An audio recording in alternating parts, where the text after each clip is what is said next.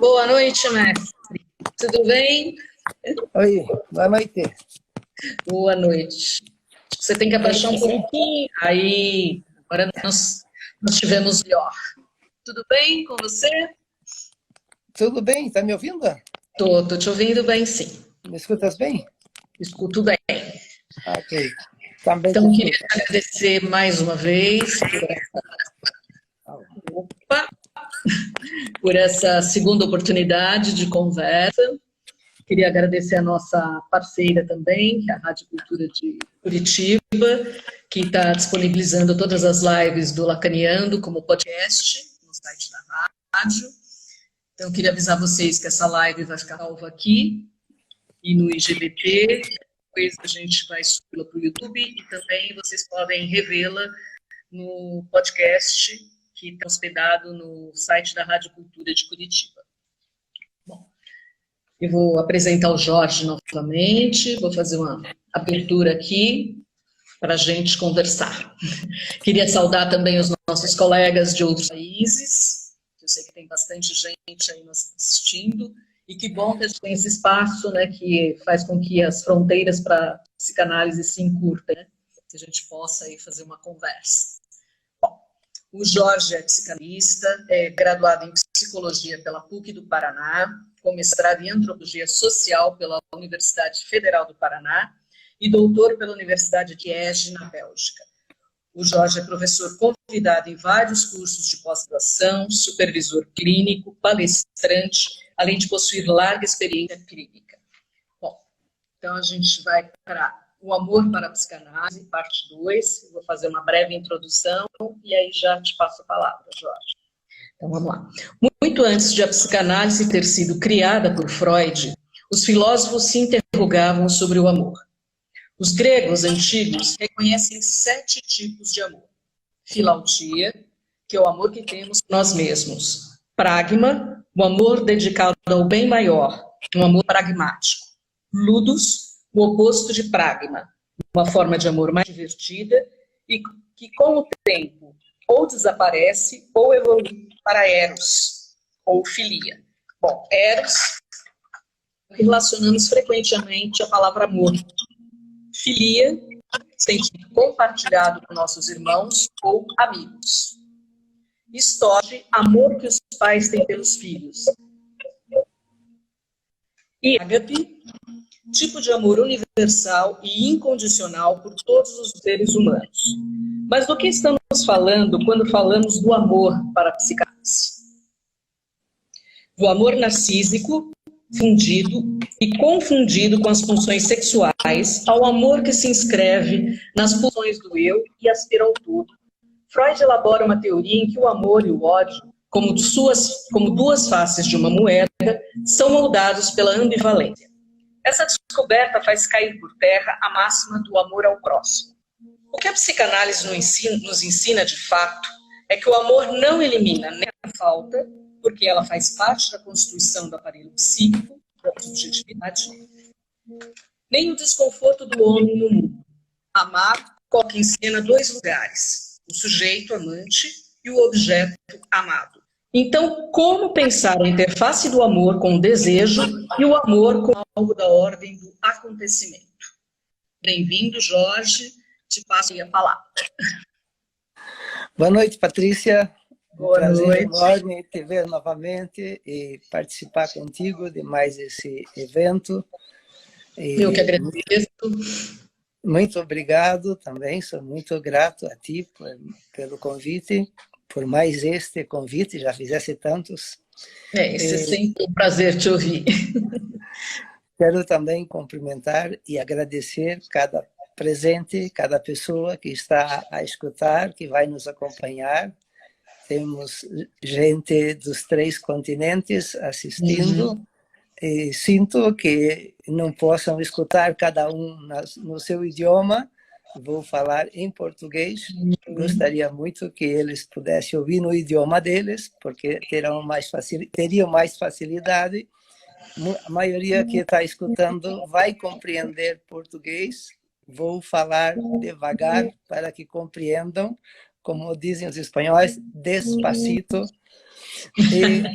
Todos que querem participar depois e endereçar questões, podem endereçar por escrito, elas chegando a mim, a gente pode continuar conversando mesmo por escrito depois que o evento termina.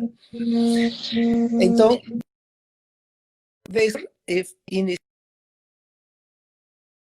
iniciamos uma conversa em que eu situei o amor em Freud e em Lacan, mostrando que para Freud o amor era repetição e que para Lacan ele era invenção. Esse era é para situar no tempo em que eles viveram e que deixaram um trabalho onde cada um deles construiu o seu pensamento numa determinada direção. Freud em torno da repetição e Lacan da invenção, insistindo hoje, mais uma vez, que o amor hoje merece ser pensado nesses dois eixos, da repetição à invenção.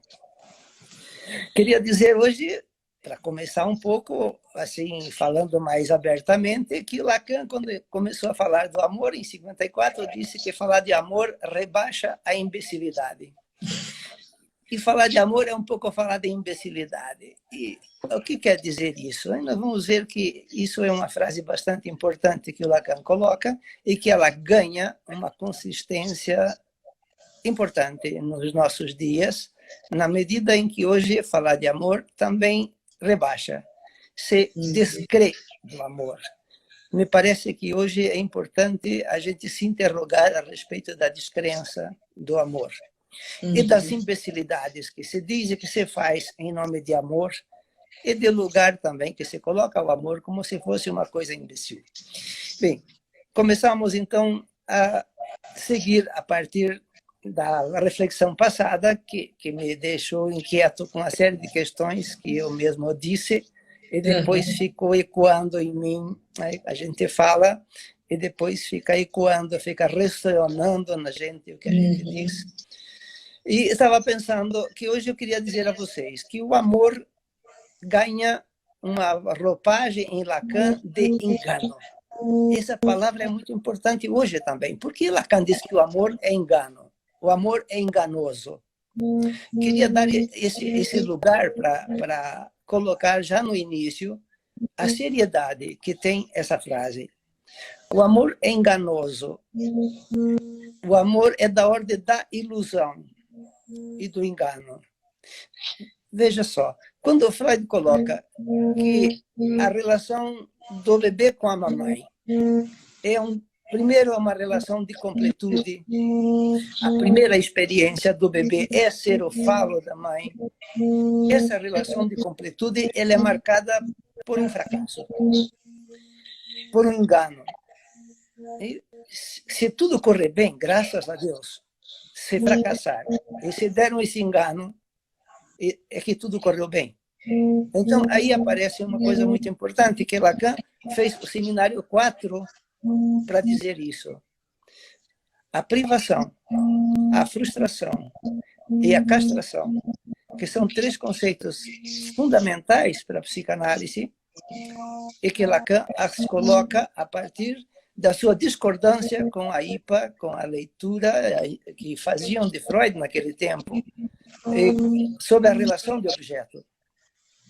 E Lacan vai mostrar que esse objeto que a mãe traz ao filho, o objeto da necessidade, esse objeto fracassa. Fracassa porque não há uma necessidade aí. O que vai haver aí é a demanda da mãe que vai estabelecer uma necessidade no bebê, que vai ser a necessidade do bebê. Mas é a posteriori, que é suposto uma necessidade ao bebê, desde o desejo da mãe. E que esse objeto que a mãe fornece ao bebê, o objeto da necessidade, tampouco satisfaz a necessidade. Não é uma harmonia, é um desencontro. Então, aí temos um desencontro amoroso. Sim? Por isso também dá para brincar um pouco, para dizer que todo encontro amoroso é um desencontro amoroso. E isso é verdade. E isso é sério. Esse desencontro amoroso funda o ser humano na sua relação de amor com o outro. Aí temos a privação. A mãe priva o bebê do objeto da necessidade. Essa privação frustra o bebê. E porque o frustra que ele faz a passagem do real para o simbólico, simbolizando esse real da privação. A privação é real, todavia é feita pelo imaginário da mãe, imaginário na mãe, imaginário no bebê.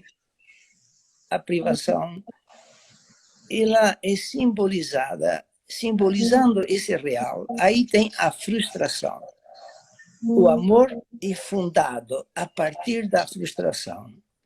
Vou dar um salto agora. Quem quiser se meter com as coisas do amor, vai ter que saber lidar com a frustração, com a privação e com a castração. Bom, como isso não é uma coisa muito bem resolvida para nenhum neurótico, os neuróticos padecem de amar, sofrem de amor. E, então, falar de amor é falar de dor. Quem sabe um pouquinho do amor, sabe também um pouquinho da dor. Esse pouquinho fica por conta de cada um. Quem sabe do amor, sabe da dor. Porque não há um sem o outro. Hein? Não há amor sem a dor. E a dor, quando aparece, né? As formas das dores no campo humano são apelos ao amor. E são a dor, né? Ela é o anestésico da dor é o amor. E o amor, a dor que põe-se a trabalhar para combater os sofrimentos, tanto nas pesquisas, quanto também nos cuidados que se tem nas práticas diretas sobre o corpo do outro. Dos cuidados amorosos que se tem na educação. E aí tem um campo amplo que não vou entrar, quero fazer um alinhavamento para criar um discurso amplo onde pode se situar a nossa clínica. E que eu disse na vez passada, que uma psicanálise é uma história de amor, que não fazemos outra coisa a não ser falar de amor. E isso era Freud quem disse, quando definiu a psicanálise como uma cura pela via do amor. Então, quero colocar esses conteúdos, esse entorno, para criar esse campo, para dizer da prática clínica, que eu disse para vocês que é só o que eu sei dizer, não sou teórico, não sei fazer grande coisa no campo da psicanálise, a dizer um pouco do que pratico. Mas dizer um pouco também do que estudo e do que aprendo na minha formação contínua, como é a de todos os analistas. Essa ideia, então, de pensar que o amor é um sofrimento, que se sofre por amor. E também é a frase que Lacan diz que o amor é um gozo. E esse gozo pode ser bom e pode ser ruim. Se vive por amor, mas também se morre por amor. Se faz viver por amor na medida que o amor cura, que dá sentido, que faz renascer a esperança e, enfim, fortalecer o gosto pela existência, fortalecer o desejo, mas também se desiste da vida por amor, se opta pela morte por amor e se mata por amor. Então, temos aí um campo amplo de um amor neurótico, atravessado por muito sofrimento, e que você me lembrava das paixões da ignorância, onde Freud nomeia as paixões do ser. Lacan resgata essa conversa para dizer que todos nós somos afetados por paixões, e que são três: o amor, o ódio e a indiferença. A ignorância, se quer. A indiferença nos faz ficar alheio, enquanto que o amor e o ódio são duas caras de uma mesma moeda. Não tem um sem o outro. Ali, nesse momento da privação, ali nasce o ódio, antes do amor. Freud diz que o ódio nasce antes do amor. O amor nasce depois do ódio, mas eles são juntos. Não tem um sem o outro. E quem ama, odeia. O ódio seria um afeto primordial nesse sentido, né? O ódio, um dos afetos, sim, o afeto primordial ao amor, o ódio, hein? Primordial ao amor. E o ódio e o amor são inseparáveis. Enquanto o meu amor te ama, meu ódio te vigia. É assim, o ódio é o guarda-costas do amor. Enquanto o amor ama, o ódio vigia. Vigia, e qualquer ameaça ao amor, o ódio entra em cena. Quando o amor vira dor, o ódio entra em cena, como ato de palavra, é para salvar o amor, para resgatar o amor. E o ódio tem uma importância. O ódio não é a violência. O ódio é um afeto, uma emoção que tem função importante na simbolização, no trabalho do luto. E poderíamos fazer um estudo sobre o ódio amplo e ver como ele é importante também a serviço do amor. E, graças ao ódio, se pode destruir o objeto perdido, se pode separar-se dele, resgatar a libido de volta, reinvesti-la novamente no novo objeto. Ou seja, aquele que amou pode recuperar seu amor, seu afeto, sua libido, perder o objeto, separar-se do objeto e poder endereçar esse seu amor a outro objeto. Isso é um trabalho que não é sem o ódio. Sem o ódio, o amor seria tolo, não seria um amor que tivesse limite, por exemplo. Não? O ódio faz o limite do amor. Por isso, quando alguém diz eu te amo, está te fazendo uma ameaça. Dizer eu te amo é uma ameaça. Calma. Com suas consequências, né? Calma, por que está me ameaçando? Eu não fiz nada ainda. Quem diz eu te amo também está dizendo agora fique esperto, eu estou de olho em você. Estou de olho em você agora. Esse amor de posse do ódio, que eu estou brincando com vocês, esse é o amor da neurose. Esse é o amor neurótico, o amor sofrido, o amor da existência penosa, onde amar é sofrer, como diz o poeta, como diz a canção, que se vai pela vida afora fazendo histórias. São amores que viram histórias. E um amor que fosse puro não daria história nenhuma, alguém já disse, não teria nada para contar. E que as histórias de amor são histórias marcadas por sofrimentos, por separações, por grandes angústias, por lutas. E, bom, peguem os romances e vejam como eles são. Os romances são um pouco a vida de cada um. Por isso, na clínica, a gente faz romances. Acompanha a história, atualiza a história e para dar a ela um capítulo novo. Relendo a própria história de amor, o analisante vai aprendendo a amar. Olha só, a análise ensina a amar. Sessão por sessão, vai se falando do amor, vai se pensando sobre o amor, vai se estabelecendo uma diferença, vai conseguindo perceber a linha sutil entre o amor e a dor. E vai poder trilhar sem passar por lado de lá. Vai aprendendo pouco a pouco a amar. E com o passar do tempo, com a travessia do tempo, atravessando a análise, pode chegar a um outro amor, que já não precisa mais ser sustentado num imaginário neurótico de ódio, de ciúme, de inveja, de posse, de angústia, de aflição, de tanto imaginário que sobrecarrega o outro, que transforma o outro em objeto imaginário, objeto fantasmático, perdendo-o de vista, porque muitas pessoas que pensam que amam não sabem quem é o companheiro, tamanho o véu fantasmático que o cobre. E para encontrá-lo, para além desse véu, dessa fantasia que pensa que é outro, às vezes vão muitos anos de convivência gastando esse fantasma num duelo, numa peleia, numa luta de conflitos e que vão se suportando em nome de moral, de religião, de bons costumes, de laços familiares, até que finalmente conseguem ter um lapso de honestidade e reconhecer que são diferentes. Não era ele, não era ela. É que estavam aí em um amor, como disse Lacan, ilusório. Um amor imbecil, digamos assim, que não é por ser imbecil que não deixa de ter suas vantagens, sustenta a vida e tem seus frutos, né? Pode-se chegar depois de 20, 30 anos de uma relação amorosa a descobrir um engano, mas teve suas compensações, teve uma história, teve família, teve filha, teve neto por vezes, mas se descobre um engano, uma paixão.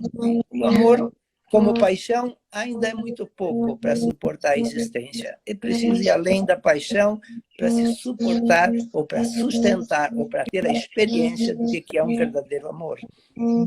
E essa lá, Patrícia. Há um desinvestimento do amor narcísico, o que Lacan depois vem chamar, em análise, há um desinvestimento do amor narcísico, o que Lacan vai chamar depois de um amor mais digno. Queria que você falasse um pouquinho sobre isso. Sim, o amor, na sua dimensão imaginária, é extremamente narcisista. O amor narcísico da primeira infância, de ser o falo da mamãe, de insistir nessa posição amorosa, está aí para todos. Com o seu ideal de eu projetado e a sua eterna promessa de buscar essa completude e supor aí que o outro tem o que me falta. Nisso que amar e dar a falta para o outro é uma mensagem enganosa de que dando essa falta ao outro, o outro a completa para mim.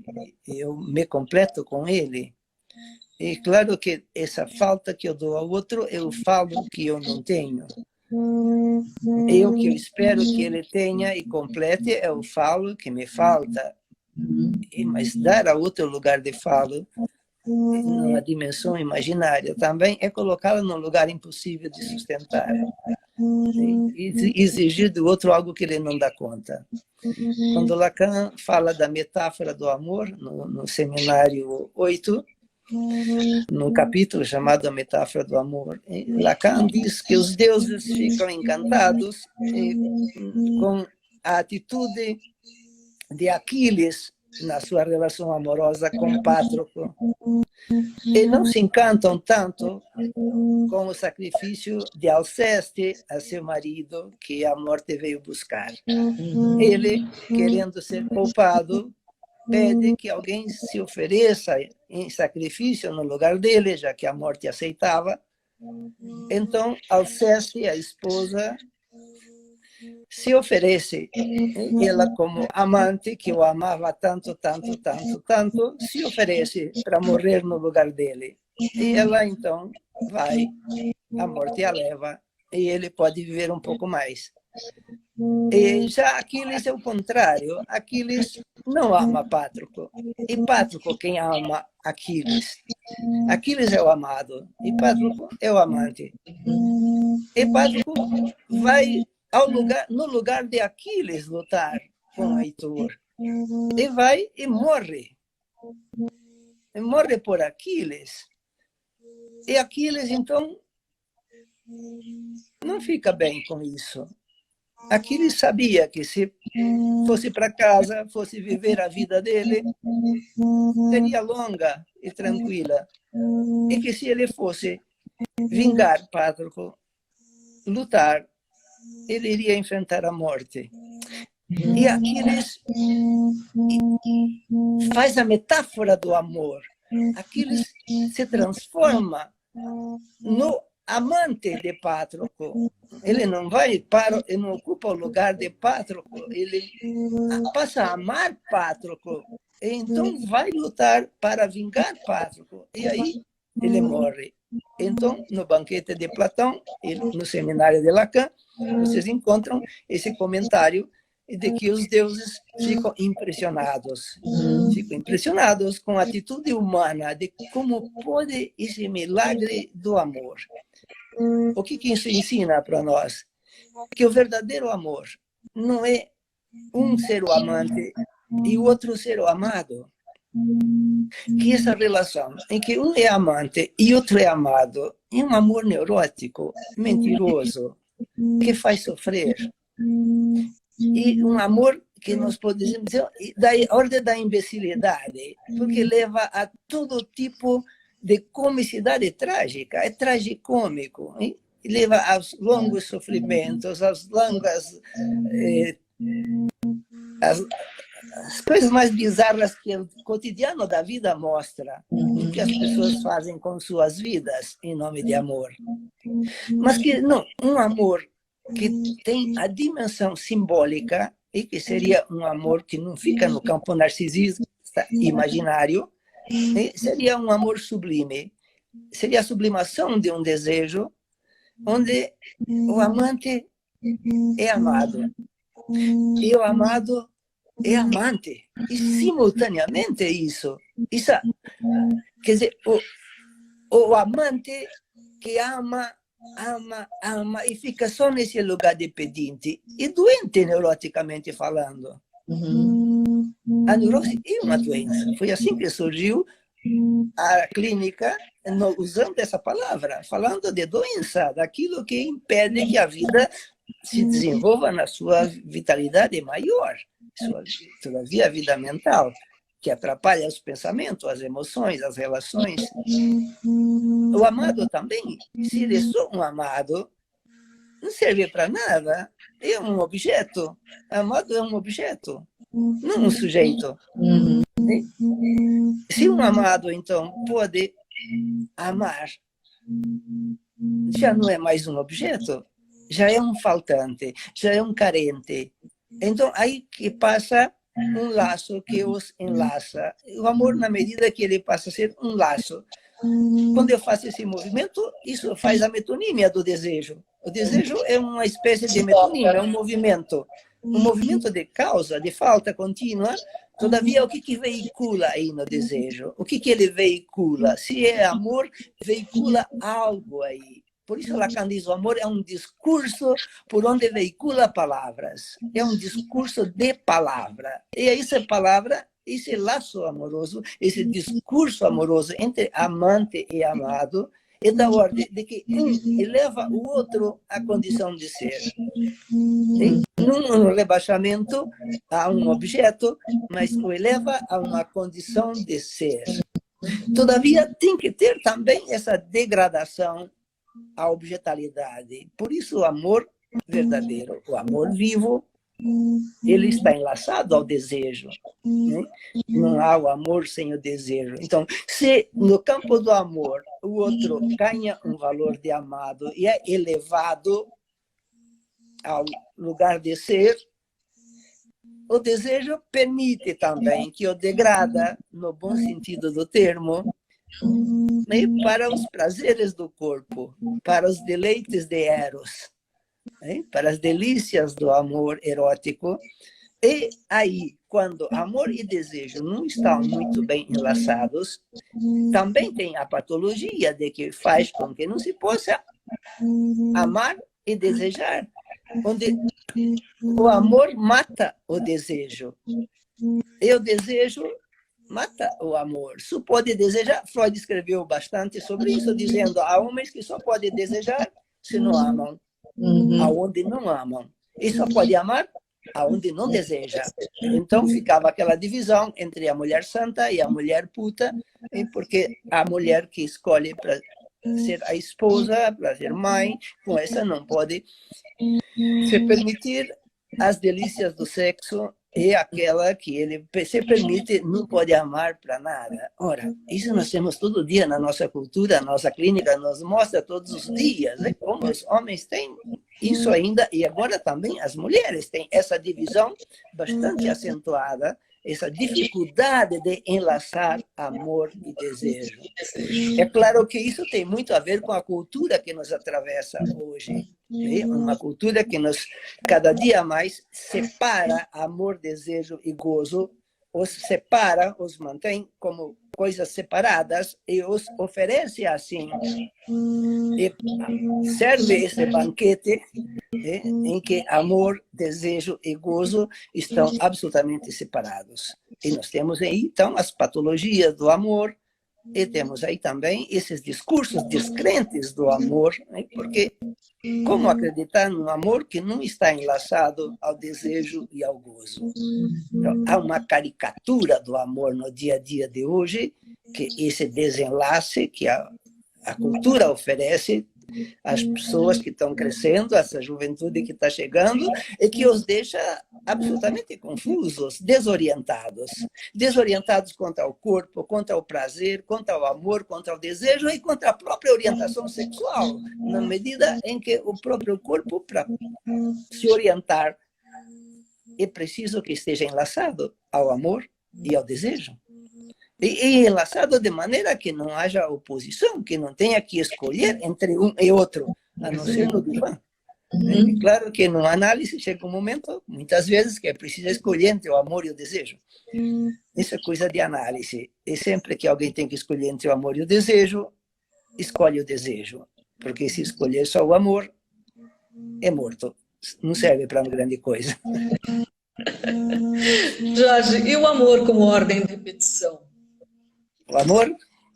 O amor como algo da ordem da repetição. O amor como órgão, isso é o que nós fazemos, né? Porque o amor está articulado à pulsão. Né? Quando falamos que o amor está enlaçado ao desejo, isso quer dizer que o amor não é sem a pulsão. Por isso o amor não é puro também. Amor puro é amor de Deus. Se é que tem o amor puro, não é o nosso. O nosso amor não é puro, ele está sempre articulado à pulsão.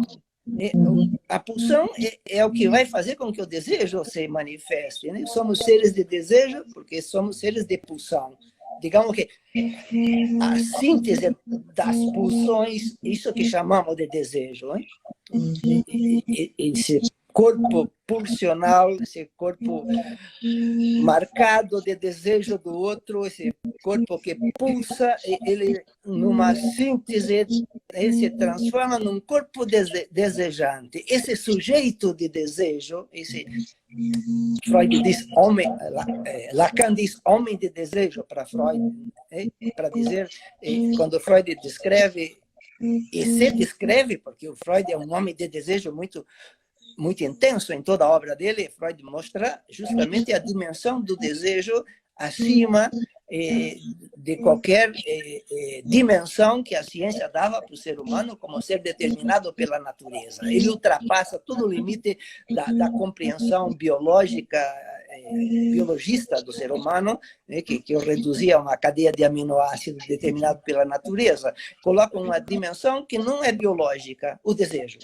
E isso que Freud coloca como sendo o desejo, né, faz com que cada um de nós sejamos seres de desejo, seres desejantes. A pulsão e o amor, eles vêm junto, porque o amor nasce do desejo. Então, o amor não é sem a pulsão para nada. Para nada ele é sem a pulsão. E porque ele é pela pulsão, ele é repetitivo, porque a pulsão repete sempre no sentido retroativo de buscar um objeto perdido que jamais houve. E, por exemplo, a primeira marca de satisfação não foi um objeto que se inscreveu, foi uma experiência vivida que uma mãe satisfez a natureza biológica para que a vida pudesse ser trazida para o simbólico, salvar o bebezinho dela que está com fome. E cada inscrição psíquica de prazer que fica marcando ali, que são as inscrições pulsionais, faz esse campo de desejo, mas sempre pelo amor da mãe também. De modo que o desejo da mãe nunca é um desejo sem amor, sem veicular o que Lacan chamou de dom, o dom da mãe de dar ou não dar, essa alternativa, presença, ausência, agora sim, agora não, agora sim, agora não, está na hora, não está na hora, alternando sim e não, e isso vai estabelecendo uma lógica de frustração, de busca anterior, de repetição, né? A repetição de buscar o novo como se fosse um reencontro. Por isso Freud diz, todo encontro amoroso é um reencontro com o objeto perdido. E nunca te vi, sempre te amei. Quer dizer, onde estavas que eu não tinha te encontrado, eu já sabia que existia. Dizer, o traço psíquico se traz com a gente. Por isso Lacan diz que o amor é da ordem do acontecimento, porque na contingência algo desperta uma marca. Essa faz a paixão vir. E agora, o que é que eu amo no outro que me despertou? Te amo, mas o quê? O quê? Como falta a palavra, como é difícil dizer, né, esse inominável do amor. Eu não sei o que amo em ti. O que ama não sabe o que ama no outro. O que é amado não sabe por que é amado. Então, desse ponto que Freud e Lacan abordam, podemos retirar essa ideia de que o amor é repetição. Porque ele busca reencontrar algo que não está, que nunca esteve e que nunca estará. Por aí já fica um alerta. Não há amor de completude. Sim. Todo encontro amoroso é um encontro faltoso, porque nunca será ele, nunca será ela. Sempre pode ser ele, sempre pode ser ela, porque há algumas possibilidades, né? Não todas, não todas.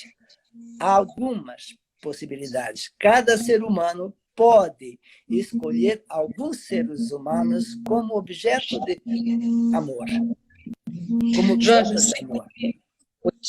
sempre que surge esse tema, né, que a gente vai tratar do tema amor, surge a seguinte questão, né, se homens e mulheres amam de forma diferente.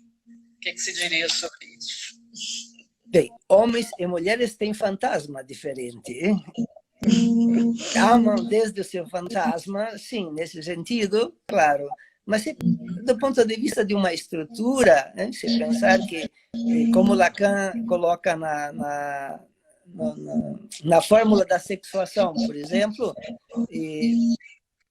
homem e mulher amam como mulher. Sim. Todavia, no imaginário, homem, eu que tenho falo, mulher e a que recebe eu falo. Então, há uma lógica fantasmática que modifica, não para todos, nem todos os homens, nem todas as mulheres têm o mesmo fantasma, mas sim, passa um pouco pelo fantasma essa ideia de uma heterossexualidade neurótica. Ela é só fantasmática, né? Lacan diz que a verdadeira heterossexualidade é o feminino. E por isso, todo final de análise termina no feminino. Né? Um homem, quando termina uma análise, termina no feminino, na heterossexualidade, no feminino. A posição feminina é aquela de incompletude absoluta. Então, se ultrapassa esse campo neurótico imaginário do ter. De que, porque tem de ter para ser. Né? O ser é uma falta. No fim da análise, um ser é uma falta que pode ser representada. Então, o semblante ganha toda a dimensão. No final da análise, vamos falar de semblantes, não mais de semblante de início de análise, também muda o semblante, mas há um semblante aí que é como um véu que cobre um vazio, uma falta de ser. O importante nisso tudo, que Freud e Lacan trazem, quando falam do amor, é que por aí também o amor ganha o seu link com a teologia, com as religiões, na medida em que elas dão ao amor uma espécie de outridade, outra dimensão, fora do humano. Né? A religião identifica o amor, diz: o amor é Deus. Para a psicanálise, o amor não é um ser, não é uma entidade, mas ele faz suplência de uma falta. Então, é mais compatível e com a inquietude de Santo Agostinho, quando diz: meu coração está inquieto enquanto eu não descanso em Deus, e que um saber fazer aquieta esse coração enquanto não descansa em Deus. Como a psicanálise não é uma religião, não sabe nada de Deus, o amor fica no campo da suplência. Aquilo que, quando se torna um saber, porque o amor vem a ser um saber fazer aquieta o coração. Faz o gozo se aconchegar ao desejo, disse o Lacan. Isso é importante pensar para qualquer momento da vida, quando uma mãe pega um bebê que está com dor, que caiu, e que ela o aconchega, e por amor, né? E que esse gesto que ela faz e o preenche, o colma, como dizem os espanhóis, dá uma essência, dá um ser para ele aí. Dá um ser para ele, nesse momento de desamparo. Isso se repete sempre, desde que nascemos, porque o primeiro encontro nosso com a existência é o desamparo. E depois ele vai se repetindo nessa cena que eu descrevi, mas vai repetir em qualquer idade da vida, né? Quando se vai para a UTI com o coração estourado e o cardiologista e o enfermeiro vem, quando você vai em qualquer situação em que já não se depende mais da gente, depende só do outro, não precisa ser tão drástico como eu estou sendo. Quando você quer o trabalho e agora já fez a entrevista, fez o exame e está esperando o resultado e depende do outro só, esse momento de desamparo, o que vem do outro, isso é o amor. Essa mão que estende encontra a minha, isso é o amor. Então, não se trata de uma essência, de uma substância, né? Mas daquilo que é da ordem da palavra, né? Porque ali você está esperando uma palavra do outro, né? que vem aí como outro encarnado, como ser de palavra, e cuja palavra não é qualquer palavra. E uma palavra que me dá consistência ao meu ser. E uma palavra verdadeira.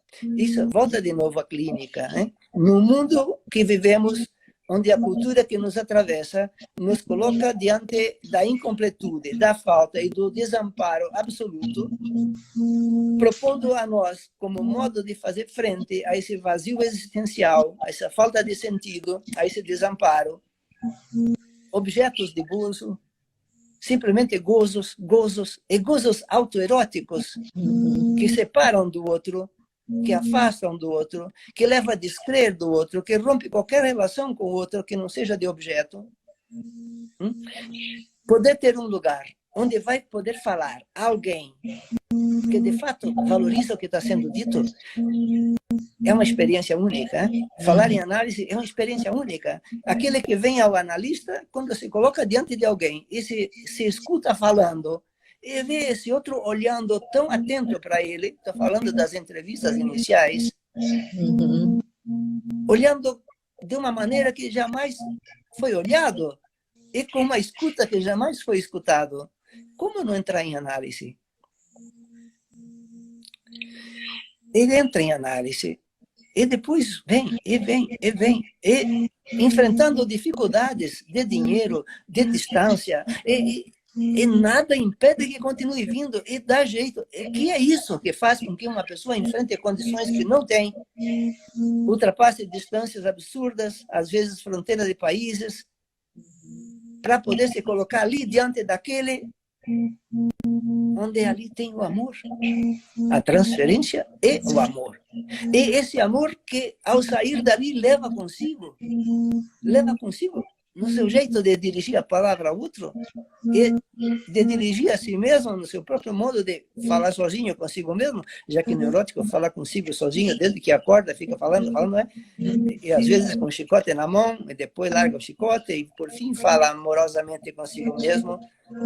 Bem, queria só fazer esse contraponto de dizer que nós temos a clínica da psicanálise hoje como uma nascente imperiosa, fortemente necessária, e que bom que está aí quando já alguém a descobre e pode se alegrar e se servir dela, porque há uma carência muito grande de analistas, de pessoas que sabem escutar, que sabem acolher, que fazem com que cada um possa voltar-se para dentro de si e perceber que tem em si uma capacidade, uma inclinação, uma carência do outro, e isso é uma potência grande.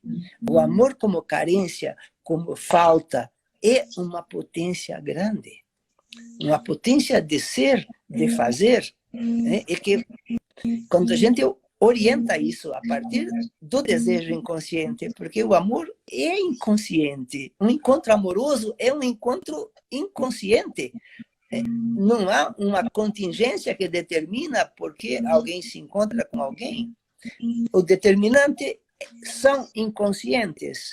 Então, esse encontro entre dois inconscientes, que muitas vezes é trágico, é sofrido, é dolorido, quando ele pode ser corrigido pela análise, porque é de uma correção que se trata, é uma correção, uma retificação, se trata de poder saber aquilo que não sabia ou que pensava que sabia e estava equivocado. Esse é um dos nomes do inconsciente para Freud, equívoco. Né? O inconsciente é uma equivocação. Ora, se o inconsciente é uma equivocação, o amor também é. Então, nós temos um amor equivocado, amamos equivocadamente.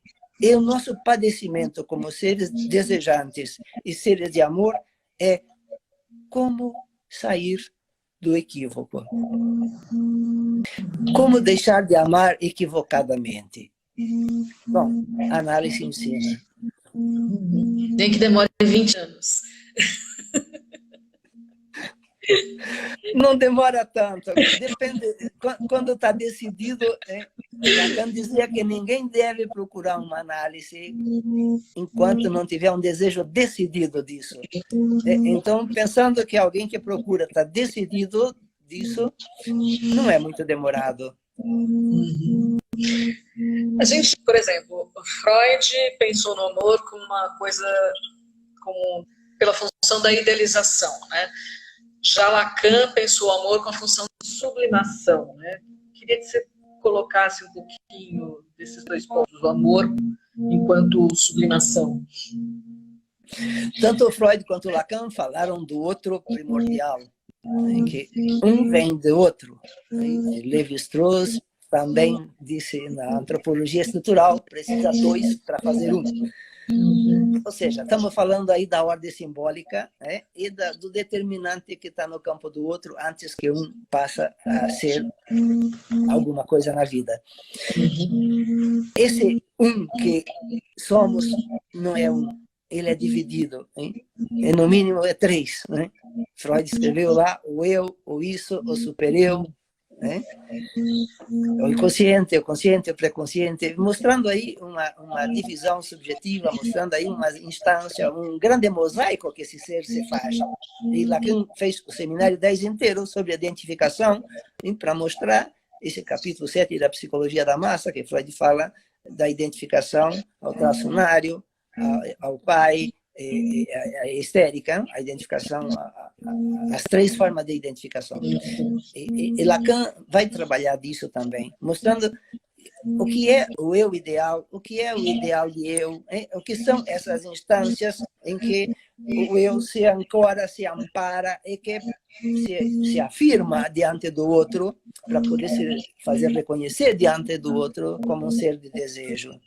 Todavia, padece muito disso, porque o supereu como o herdeiro do complexo de Édipo é também uma instância muito cruel que carregamos conosco, e muito rigorosa, e por vezes responsável pelo mal-estar na sociedade, porque você não consegue, a pedagogia não consegue orientar uma geração, 10 gerações depois ainda retornam coisas que já pensava que havia acabado, quer dizer, não há progresso. Estamos sempre aí com o racismo, com o preconceito, com o ódio, com a xenofobia exacerbada, com essas... De onde vem isso? Não vem da hereditariedade, não vem da genética, vem do supereu, que é herdado. Freud diz, o supereu é herdado dos pais. E o eu ideal, o que é? Minha criança maravilhosa que quero ser sempre, que mesmo que já não sou mais criança, ainda tenho como aquilo que eu quero alcançar e quero ser. Então, a nossa civilização é o ápice disso que o Freud descreveu. Quer dizer, se quer entender o Freud, veja como a sociedade é. Individualista ao extremo, excluir o outro ao máximo, ódio ao gozo do outro. Ódio ao gozo do outro, quanto mais diferente é o gozo do outro, mais ódio nele, né? Como nas raças, quanto maior a diferença, maior se odeia o gozo do outro. É exatamente a externalização desse conflito interno de cada um. O que a análise pode fazer é com cada um que quer se haver com isso em si e que não está muito bem de acordo que seja assim, que quer melhorar. Isso pode fazer com um por um, mas não se pode fazer isso com a sociedade. Né? Não é uma psicanálise de grupo, não é possível uma psicanálise de grupo, de família, não, e um por um é só para cada um que se pode dar uma melhorada nisso e dizer que se quer ficar bem, é preciso abrir mão do narcisismo, do eu, do egoísmo, e quanto menos egoísta, mais se tem acesso ao amor e ao desejo. Por que será que é assim? Por que será que há uma verdade maior que determina numa outra direção que essa que nós vamos? E por que será que nós vamos nessa direção, ainda que algumas coisas de nós provam que o caminho é outro? E aí Freud escreveu sobre Eros e Thanatos, ou sobre pulsão de vida e pulsão de morte, mostrando que não é uma coisa tão simples isso, né, que a própria sociedade ora vai para um lado, ora vai para outro, e dá um passo para frente, dá um passo para trás, porque essa correlação de força entre Eros e Thanatos é grande. Entre o amor com o ódio ajudando no sentido de ir bem, ou o amor com o ódio atrapalhando no sentido de ir mal, a hora que vence, todo ser humano ama a si mesmo, tanto quanto odeia. E o mais difícil talvez seja curar-se do ódio a si mesmo. E o ponto mais difícil de uma análise é curar o ódio de si mesmo, que é o mesmo ódio do outro. O ódio do outro, esse estimo, representa as duas faces desse ódio contra si próprio. E isso é muito complicado de tratar e fica para o final da análise, lá onde Freud disse analisar o caráter. Analisar o caráter, esse ódio de si mesmo. E não precisa grandes elucubrações intelectuais para perceber isso. E qualquer pirralho, 7, 8 anos de idade em diante, quando já está configurado com sua identidade, com sua sexuação, e tem que enfrentar a castração, a lei, aquilo que vai contra o princípio do prazer, contra o narcisismo do eu, não precisa muito para desejar mais a morte do que a vida. Qualquer frustraçãozinha, qualquer irritação, ódio ao outro, e começa ódio contra si, culpa-se, e se culpa de qualquer coisa, e o ódio contra si, e por qualquer dificuldade da vida, contempla a morte como possibilidade, ama a morte. Não é por acaso que vivemos na civilização da morte, produzindo morte, criando morte. Olha o Brasil hoje, em 4 meses, tem mais de quase 60 mil sepulturas em 4 meses. A morte não é um problema, o problema é a vida. E ninguém tem medo da morte. Tem medo da vida. Lacan disse isso numa entrevista. Tem medo da vida, não tem medo da morte. A morte contempla como possibilidade para escapar da angústia, do medo, da incerteza, do desamparo. O que tem medo é de ir para a vida, porque a vida exige coragem, exige amor. Amor é um ato de coragem sem garantia. Aquele que ama de verdade ousa sem garantia. Pode levar uma invertida. E se ama de verdade, vai continuar amando para além da invertida. O problema é que na neurose, na invertida, não amo mais. E na neurose, muitas vezes, não amo por medo de amar. Quantas neuroses estão montadas em se defender do amor? Sim. Se defender do amor. Posso ter alguém com quem eu tenho um pouco de afeto, mas que isso não. E por aí vai conduzindo a vida numa dosagem de sofrimento neurótico, todavia a revelia do amor.